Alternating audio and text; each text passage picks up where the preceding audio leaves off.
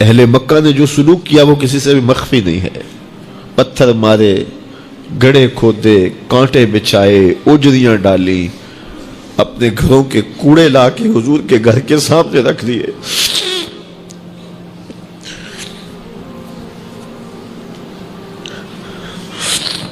یہ کس چیز کی سزا دے رہے تھے میرے حضور کو؟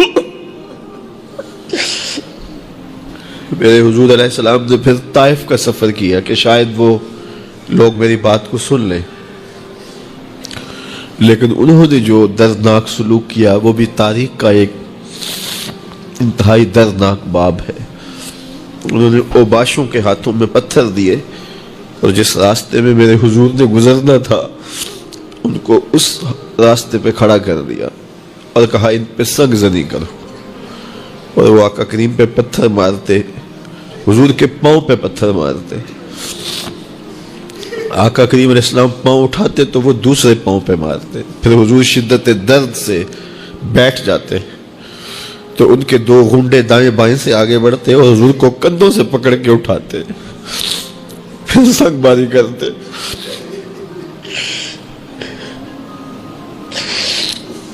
نالین حضور کے خون سے بھر گئے. عذاب کے فرشتے حضور کے پاس آئے کہ اگر آپ بد دعا بول دیں تو ابھی ہم ان پہاڑوں کو جوڑ دیتے ہیں اور یہ طائف کے لوگ پس جائیں گے. ان پہاڑوں کے درمیان آسمان سے پتھر اتریں گے، ان کے سر کچل دیے جائیں جنہوں نے آپ کو دکھ دیے.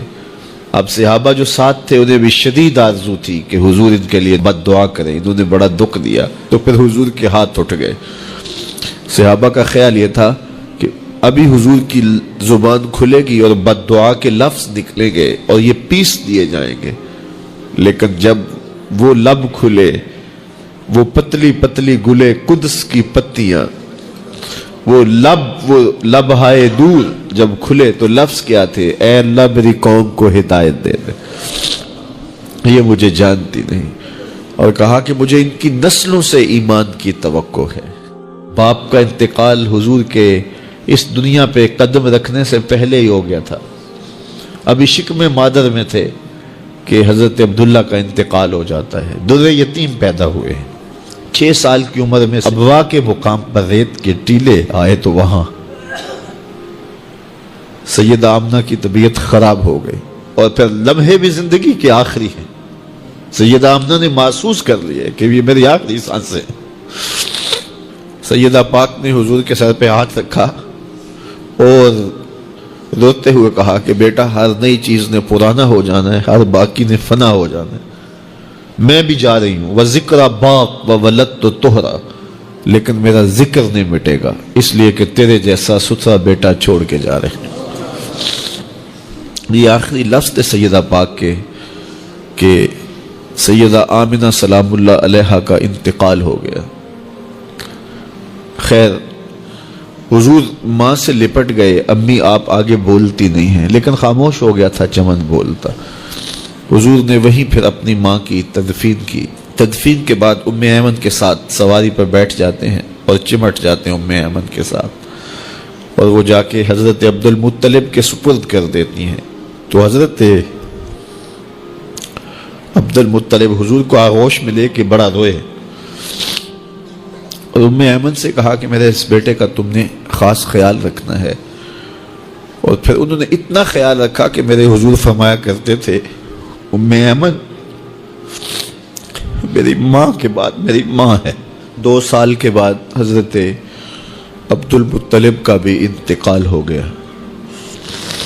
ابن حشام کے یہ لفظ سینہ چیرتے ہیں کہ جب امیر قریش کا جنازہ اٹھا تو سارا مکہ جنازے کے لیے امڑ آیا، لیکن لوگوں نے 8 سال کے ایک بچے کو دیکھا جو دیواروں سے لپٹ لپٹ کے رو رہا تھا.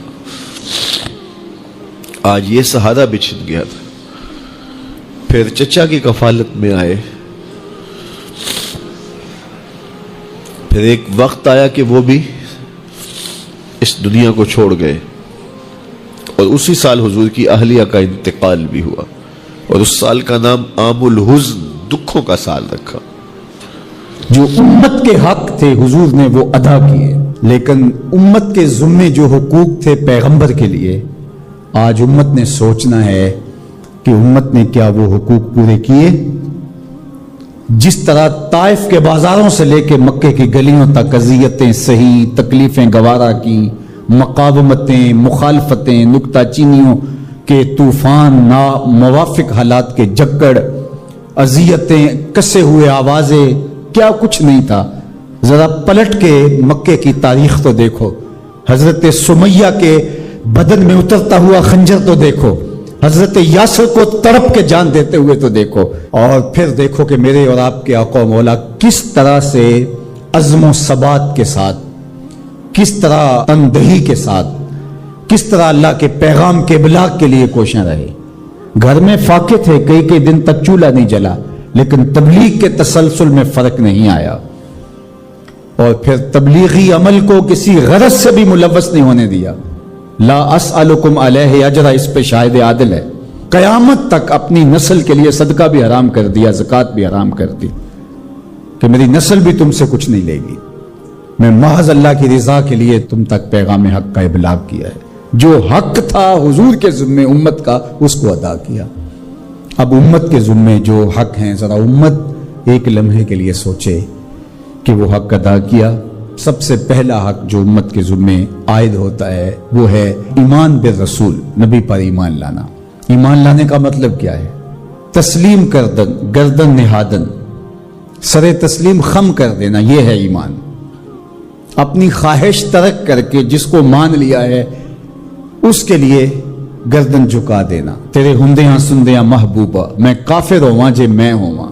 دوسرا تقاضا اتباع ہے، اور وہ ایمان کا تقاضا بھی ہے۔ رسول کو ماننے کا مطلب یہ ہے کہ رسول کی مانی بھی جائے۔ یہ کیا ماننا ہوا کہ خواہش اپنی ہوئی، ساری زندگی اپنی مرضی کے مطابق گزاری، شادی بھی ساری اپنی مرضی کے مطابق، ساری رسمیں ہندوانہ کی، صرف ایجاب اور قبول، پھیرے نہیں لگوائے۔ وہاں کہا چلو یہاں ہم دین کا ٹچ دے دیتے ہیں، وہاں چلو تدفین کا مرحلہ آیا تو جلاتے نہیں ہیں، کفن پہنا دیتے ہیں اور تدفین کر دیتے ہیں چونکہ ہم مسلمان ہوتے ہیں۔ فیکٹری کے اندر جو کچھ ہو رہا ہے وہ سارا بینک سے لمٹیں چل رہی ہیں، وہ سارا جو ہے وہ اللہ سے اعلان جنگ ہے، اور باہر نمائش کے لیے دسترخوان لگایا ہوا ہے کہ ہم غریبوں کو کھانا کھلا رہے ہیں۔ یہ دھوکہ تم اپنے ساتھ کر رہے ہو، رب کے ساتھ نہیں کر سکتے۔